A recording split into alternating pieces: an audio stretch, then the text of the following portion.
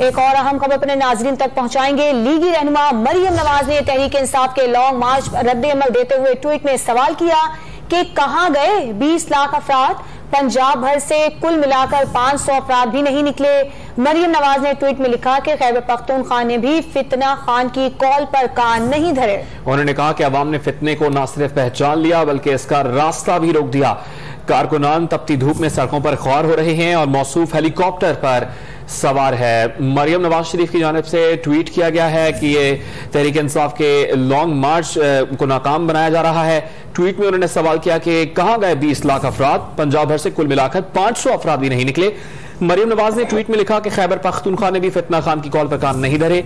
अवाम ने फितने को न सिर्फ पहचान लिया है बल्कि इसका रास्ता भी रोक दिया है। तहरीक इंसाफ के चेयरमैन का काफिला आप देख सकते हैं। ये काफिला स्वाबी इंटरचेंज पहुंचने के करीब है। बहुत सी ऐसी गाड़ियां हैं जो स्वाबी में दाखिल हो चुकी हैं।